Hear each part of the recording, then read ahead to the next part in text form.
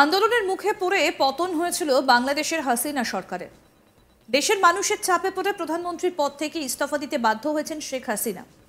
শুধু তাই নয়, প্রাণ বাঁচাতে দেশ ছাড়তেও বাধ্য হয়েছেন। আপাতত ভারতেই রয়েছেন শেখ হাসিনা, কিন্তু প্রশ্ন একটাই, আর কতদিন এইভাবে চলবে? অন্তর্বর্তী সরকার যে কোনো উপায়ে শেখ হাসিনাকে হাতে পেতে চায়। কারণটা হলো শয়ে শয়ে আন্দোলনকারীরা শাস্তি দিতে চায় প্রাক্তন প্রধানমন্ত্রীকে।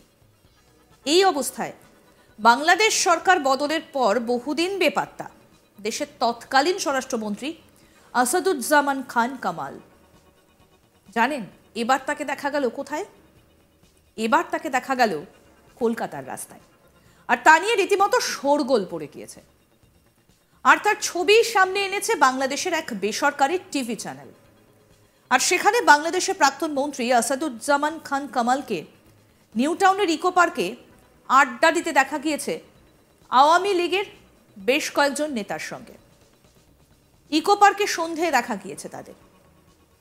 ওই বেসরকারি টিভি জানায় প্রাক্তন মন্ত্রীর সঙ্গে ছিলেন সাবেক সংসদ সদস্য অসীম কুমার উকিল, অপু উকিল ও হাজি সেলিমের ছেলে সহ বেশ কয়েকজন। এই সময় আসাদুজ্জামান খানের মুখে সাদা দাড়ি দেখা যায়। পরে পার্কে কিছু বাংলাদেশি জড়ো হয়ে যাওয়ায় তারা দ্রুত সরে পড়েন। এছাড়া কিছু অপরিচিত লোকজন ভিডিও করতে বাধা দেন। আর এই বিষয়ে লেফটেন্যান্ট কর্নেল মুনিম ফেরদৌসের তরফে জানানো হয়েছে, আমাদের যতটুকু সামর্থ্য ছিল তা দিয়ে চেষ্টা করে যাচ্ছি সমাজে ক্রাইম থাকবে বলে আইন শৃঙ্খলা বাহিনী কাজ করে যাচ্ছে। আমিও একটা টিভি চ্যানেলে এই ছবি দেখতে পেয়েছি। এই বিষয়ে বিস্তারিত তথ্য আমার কাছে নেই। আমাদের টিম কাজ করছে, বিভিন্ন বাহিনী কর্মবিরতিতে গিয়েছিল, কিন্তু আমাদের ফোর্সের কোনো সদস্যরা কোথাও পালিয়ে যায়নি। আসুন শোনাই কি বলছেন কর্নেল মুনিম ফেরদৌস, লেফটেন্যান্ট। শুনুন। উদাসীনতা বা গাফিলতা আমি এভাবে বলতে চাই না। আমি বলতে চাই যে আমাদের প্রতি যে দায়িত্ব ছিল, আমরা সেই দায়িত্বে বা আমাদের যে সামর্থ্য যতটুকু ছিল সেই সামর্থ্য সবটুকু দিয়ে আমরা চেষ্টা করে যাচ্ছি, এবং আমাদের যে কর্মপরিধি সেই কর্মপরিধিতে আমাদের যতটুকু করা দরকার আমরা পুরোটাই করে যাচ্ছি। এরপরও কিন্তু আসলে এই ধরনের সমাজে ক্রাইম থাকবে বলেই কিন্তু আমরা মানে আইন শৃঙ্খলা রক্ষাকারী বাহিনী সবসময় আছি। ক্রাইম যদি নীল হয়ে যেত তাহলে কিন্তু আইন শৃঙ্খলা রক্ষাকারী বাহিনীর দরকার ছিল না। এটা একটা মানে হাইপোথেটিক্যাল কথা, বাট আমি যেটা বলতে চাই যে আমাদের সামর্থ্য যতটুকু আছে আমরা চেষ্টা করে যাচ্ছি, এবং আমরা আমাদের সামর্থ্য সবটুকু দিয়ে চেষ্টা করছি। এখানে আমাদের উদাসীনতা বা গাফিলতির কোনো প্রশ্নই ওঠে না।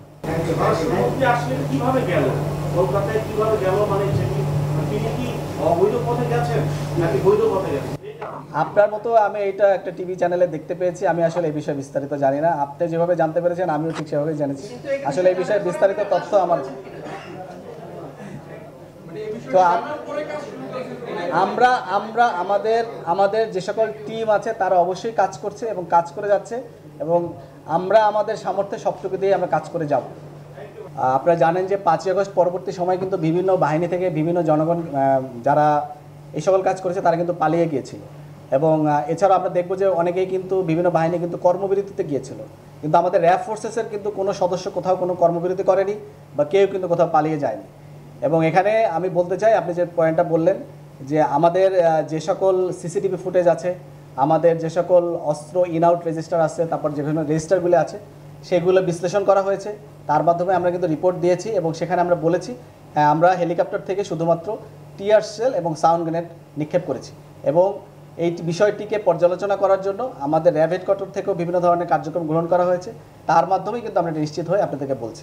এবং আপনি যেটা বললেন যে ছাত্র জনতার উপর গুলি বর্ষণকারী, আপনি যদি ভিডিও ফুটেজ বা কোথাও দেখবেন যে আমাদের কিন্তু র্যাবের উপরে বা র্যাবের পক্ষ থেকে এরকম কিন্তু কোনো অভিযোগ আমরা কোথাও কিন্তু দেখতে পাই নাই। যদি আপনাদের কাছে যদি কোনো কিছু থাকে আমাদেরকে দিতে পারেন, আমরা সেই বিষয়ে অবশ্যই ব্যবস্থা নেব। বাট আমরা কিন্তু কোথাও আমরা র্যাব বা এরকম কোনো কাজ করছে এরকম কিন্তু কোথাও কোনো ভিডিও ফুটেজ নেই। আসাদুজ্জামান খান মুক্তিবাহিনীর সদস্য ছিলেন। তিনি 1971 সালে বাংলাদেশের স্বাধীনতা যুদ্ধে অংশগ্রহণ করেছিলেন। খান ক্যাপ্টেন আব্দুল হালিম চৌধুরীর নেতৃত্বে সেক্টর 2-এ যুদ্ধ করেছিলেন। আসাদুজ্জামান খান বাংলাদেশ প্রেস কাউন্সিল ও শেরে বাংলা কৃষি বিশ্ববিদ্যালয়ের সিনেট সদস্য। তিনি 2008 সালে বাংলাদেশের 9ম জাতীয় সংসদ নির্বাচনে অংশগ্রহণ করে ঢাকা 11 আসন থেকে সংসদ সদস্য নির্বাচিত হন। তিনি 2009 থেকে 2013 পর্যন্ত গৃহায়ন ও গণপূর্ত মন্ত্রণালয়ের সংসদীয় স্থায়ী কমিটির সদস্য হিসেবে দায়িত্ব পালন করেন। 2014 সালে 10ম জাতীয় সংসদ নির্বাচনে ঢাকা 12 নম্বর আসনে বিনা প্রতিদ্বন্দ্বিতায় সংসদ সদস্য নির্বাচিত হন। 2024 সালের 5ই আগস্ট ছাত্র জনতার অসহযোগ আন্দোলনে তৎকালীন প্রধানমন্ত্রী শেখ হাসিনা ক্ষমতাচ্যুত হয়ে দেশ থেকে পালিয়ে ভারতে চলে গেলে পরদিন 6ই আগস্ট রাষ্ট্রপতি সংসদ ভেঙে দিলে তিনি সংসদ সদস্য এবং স্বরাষ্ট্রমন্ত্রীর পদ হারান। এরপর থেকে তিনি অজ্ঞাত স্থানেই আত্মগোপন করে আছেন। গত 5ই আগস্ট জনরোষে আওয়ামী লীগ সরকারের পতন হয়। এদিন প্রধানমন্ত্রীর পদ থেকে পদত্যাগ করে ভারতে পালিয়ে যান শেখ হাসিনা। এরপর আওয়ামী লীগের বেশ কয়েকজন নেতা পালিয়ে বিদেশ যেতে পারলেও অধিকাংশই গা ঢাকা দিয়েছেন। অনেক নেতা গ্রেফতারও হয়েছেন।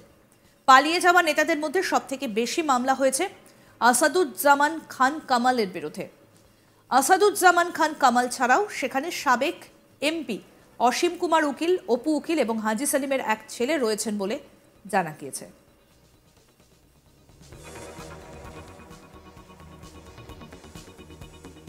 এই বিষয়ে কি বলা হচ্ছে আসুন আরেকবার শোনাই। এখানে উদাসীনতা বা গাফিলতা আমি এভাবে বলতে চাই না। আমি বলতে চাই যে আমাদের প্রতি যে দায়িত্ব ছিল, আমরা সেই দায়িত্বে বা আমাদের যে সামর্থ্য যতটুকু ছিল সেই সামর্থ্য সবটুকু দিয়ে আমরা চেষ্টা করে যাচ্ছি এবং আমাদের যে কর্মপরিধি সেই কর্মপরিধিতে আমাদের যতটুকু করা দরকার আমরা পুরোটাই করে যাচ্ছি। এরপরেও কিন্তু আসলে এই ধরনের সমাজে ক্রাইম থাকবে বলেই কিন্তু আমরা আইনশৃঙ্খলা রক্ষাকারী বাহিনী সবসময় আছি। ক্রাইম যদি নীল হয়ে যেত তাহলে কিন্তু আইনশৃঙ্খলা রক্ষাকারী বাহিনীর দরকার ছিল না। এটা একটা হাইপোথেটিক্যাল কথা, বাট আমি যেটা বলতে চাই যে আমাদের সামর্থ্য যতটুকু আছে আমরা চেষ্টা করে যাচ্ছি এবং আমরা আমাদের সামর্থ্য সবটুকু দিয়ে চেষ্টা করছি। এখানে আমাদের উদাসীনতা বা গাফিলতির কোনো প্রশ্নই ওঠে না।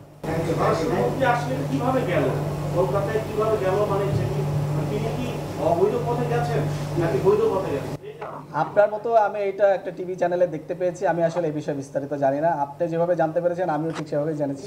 আসলে এই বিষয়ে বিস্তারিত তথ্য আমার তো